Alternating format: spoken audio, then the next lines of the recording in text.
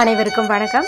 இந்த பதிவில் நம்ம எதை பற்றி பார்க்க போகிறோன்னு தெரிஞ்சுக்கிறதுக்கு முன்னாடி மறக்காமல் நம்ம சேனலை சப்ஸ்கிரைப் பண்ணிக்கோங்க. பக்கத்தில் இருக்கிற பெல் பட்டனையும் கிளிக் பண்ணிவிட்டு ஆளுங்கிற ஆப்ஷன் கொடுத்துட்டிங்கன்னா நான் போடுற வீடியோக்கள் எல்லாமே மிஸ் ஆகாமல் நோட்டிஃபிகேஷனில் வந்துடும். இந்த பதிவு மிகவும் முக்கியமான பதிவு. உங்கள் வாழ்க்கையில் இருக்கக்கூடிய எத்தனை விதமான கஷ்டங்கள் இருந்தாலும் சரி, எப்பேற்பட்ட மலை போன்ற கஷ்டங்கள் இருந்தாலும் சரி, அது எல்லாமே சூரியனை கண்ட பனி போல் விலகும்.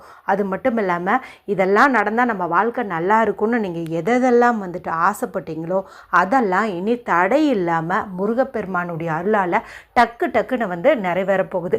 ஒரே வார்த்தையில் சொல்லணும் அப்படின்னா, இருளாக இருக்கக்கூடிய உங்களுடைய வாழ்க்கையில் ஒரு மிகப்பெரிய வெளிச்சம் ஏற்படுத்தி தரும் அப்படின்னே சொல்லலாம். சரி, அது என்ன அப்படின்னு பார்த்தரலாம்.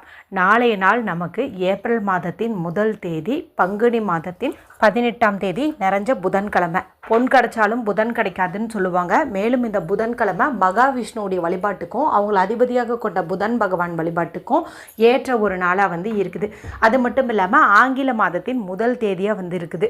எந்த ஒரு தமிழ் மாதத்தின் முதல் தேதியாகட்டும், ஆங்கில மாதத்தின் முதல் தேதியாகட்டும், அது ரொம்ப சிறப்பு அப்படின்னு சொல்லலாம். அந்த நாளில் நம்ம செய்யக்கூடிய வழிபாட்டுக்காகட்டும், பரிகாரங்களுக்காகட்டும், தான தர்மங்களுக்காகட்டும் அதிகப்படியான பலன்கள் கிடைக்குங்கிறதுல எந்த ஒரு மாற்று கருத்துமே இல்லை.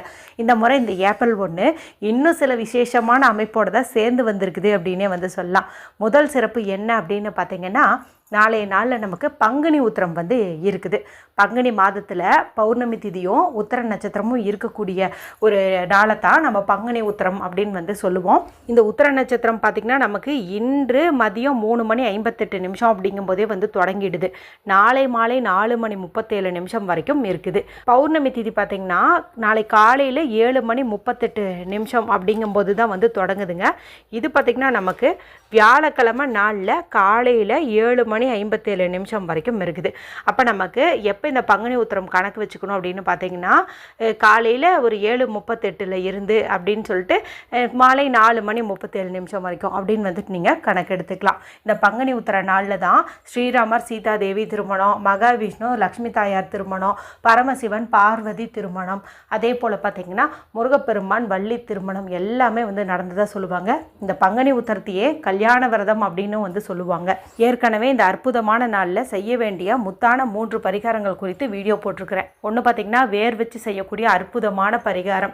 இன்னொன்று பார்த்திங்கன்னா உங்கள் வீட்டில் திருமண வயதாகியும் இன்னும் திருமணம் கைகூடாத மகன் மற்றும் மகள் இருக்காங்கங்கும்போது இனி 48 நாட்களுக்குள்ளே திருமணம் கைகூடுவதற்கான ஒரு பரிகாரம் குறித்து சொல்லியிருக்கிறேன்.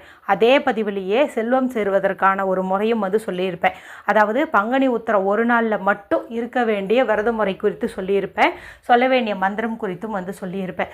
அடுத்ததாக பார்த்தீங்கன்னா, முருகப்பெருமானுக்கு பிடித்த பொருள் ஒன்று வீட்டில் வாங்கி வைங்க. இதன் மூலமாக கடைசி காலம் வரைக்கும் உங்களுக்கு பண கஷ்டம் வராதுன்னு சொல்லியிருப்பேன். இப்போ நான் மேலே சொன்ன 3 வீடியோனுடைய லிங்க்குமே எண்டு ஸ்க்ரீனில் கொடுக்குறேன். பார்க்காதவங்க பார்த்து பயன்படுத்திக்கோங்க. அது மட்டும் இல்லாமல் இன்றைக்கி பார்த்திங்கன்னா அபூர்வ ஒரு செவ்வாய்க்கிழமை அப்படின்னே சொல்லாங்க. இந்த நாளில் நான் சொல்லியிருக்கிற ஒரு நேரத்தை நீங்கள் கெட்டியாக பிடிச்சிட்டு எளிமையாக வீட்டு பூஜை அறையிலையோ அல்லது சமையல் அறையிலோ தீபத்தை ஏற்றி வச்சிங்க அப்படின்னாவே போதுங்க. கடன், கஷ்டம், எதிரி தொல்லை, நோய் எல்லாமே தீரும். பணம் மலன்னு சேர ஆரம்பிக்கும் அப்படின்னே சொல்லலாம். அதனுடைய லிங்க்குமே எண்டு ஸ்க்ரீனில் கொடுக்குறேன். பார்க்காதவங்க பார்த்து பயன்படுத்திக்கோங்க. சரி, இப்போ இந்த பதிவை தொடர்ந்து பார்க்கலாம். இப்போ நமக்கு நாளைக்கு காலையில் இந்த பங்குனி உத்திரம் இருக்கிறதுனால காலையில் எழுந்ததும் குளித்து முடிச்சுட்டு இப்போ நான் சொல்லக்கூடிய இந்த ஒரு மந்திரத்தை நீங்கள் குறைந்தபட்சம் 6 முறை சொல்கிறது அப்படிங்கிறது அற்புதமான பலனை கொடுக்கும். நிறைய பேர் பார்த்திங்கன்னா பங்குனி உத்திரத்துக்கு விரதம் இருப்பாங்க. ஒரு பொழுது இருப்பாங்க, அல்லது மாலை நேரம் வரைக்கும் எதுவுமே சாப்பிடாமே இருப்பாங்க. ஒரு சிலர் விரதம் இருக்காமல் சும்மா சாமி மட்டும் கும்பிடுவாங்க. எந்த மாதிரி இருந்தாலும் சரி, நீங்கள் இந்த ஒரு விஷயத்தை மட்டும் பண்ணீங்க அப்படின்னாவே போதுங்க. பொதுவாக முருகப்பெருமான் வழிபாட்டுக்குரிய இது போல் விசேஷ நாட்கள் வரும்போது நம்ம கந்த சஷ்டி கவசம், கந்த குரு கவசம், வேல்மாலை இதெல்லாம் படிக்கிறது ரொம்ப நல்லது அப்படின்னு சொல்லுவாங்க.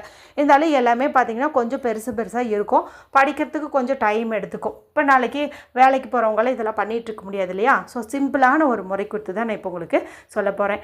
இதை பீரியட்ஸ் டைமில் இருக்கிறவங்க செய்யலாமா அப்படின்னு கேட்டால் தாராளமாக செய்யலாம். ஏன்னா நீங்கள் குளித்து முடிச்சிட்டிங்கும்போது நீங்கள் தாராளமாக இதை செய்யலாம். சரி, என்ன அப்படின்னு பார்த்தலாமா? இப்போ நான் உங்களுக்கு ஒரு மந்திரம் வந்து சொல்லித்தரேன். இதை வந்து நீங்கள் சொன்னீங்க அப்படிங்கும்போது 36 முறை கந்தசஷ்டி கவசம் கூறிய பலன் உங்களுக்கு கிடைக்கும் அப்படின்னே வந்து சொல்லலாம். ஸோ காலையில் குளித்து முடிச்சதுக்கப்புறமா வடக்கு திசை அல்லது கிழக்கு திசை, நார்த்து ஃபேஸிங் அல்லது ஈஸ்ட் ஃபேஸிங் பார்த்த மாதிரி உட்காந்துட்டு இந்த மந்திரத்தை சொல்லுங்கள். எப்போவும் சொல்கிறது தான், மந்திரத்தை சொல்லும்போது ஒரு டம்ளர்லேயோ பாட்டில்லையோ சொம்புலையோ தண்ணீர் முன்னாடி வச்சுக்கிட்டு சொல்லிவிட்டு அதன் பிறகு அந்த தண்ணீரை நம்ம குடிக்கிறதுங்கிறது இன்னும் அற்புதமான பலனை வந்து கொடுக்கும். ஒருவேளை நீங்கள் விரதம் இருக்கிறீங்க அப்படிங்கும்போது நீங்கள் எந்த நேரத்தில் வேணாலும் இந்த மந்திரத்தை வந்து சொல்லலாம்.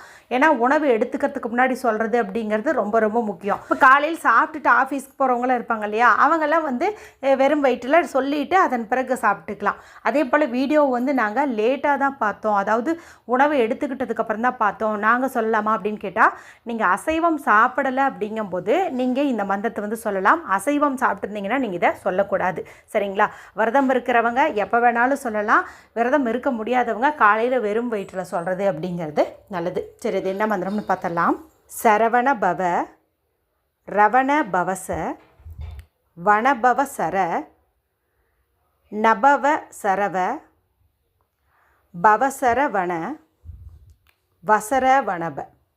இது பார்த்திங்கன்னா அந்த சரவண பவன் 6 எழுத்துக்கள் இருக்குது இல்லையா, அதில் வரக்கூடிய எழுத்துக்களை தான் 6 6 அடுத்த லெட்டர்லேருந்து அடுத்த ஒரு 6 அப்படிங்கிற மாதிரி வந்து கொண்டு வந்திருப்பாங்க. இப்போ சரவண பவ அப்படிங்கும்போது அதனுடைய அடுத்த எழுத்து என்ன, சாவுக்கு அப்புறம் ரா, ரவண பவ ச, அதாவது அப்படியே ஒரு சர்க்கிளாக அந்த மாதிரி வந்துட்டு 6 6 எழுத்துக்கள் வர மாதிரி வந்து கொடுத்துருப்பாங்க. இது மற்றும் நீங்கள் 6 முறை சொன்னீங்க அப்படின்னா 36 முறை நீங்கள் கந்தசஷ்டி கவசம் படித்ததுக்குண்டான பலன் வந்து கிடைக்கும்னு சொல்லுவாங்க. இதை நீங்கள் ஒரு பேப்பரில் எழுதி வச்சுக்கோங்க, இல்லைன்னா ஒரு ஸ்க்ரீன்ஷாட் எடுத்து வச்சுக்கோங்க.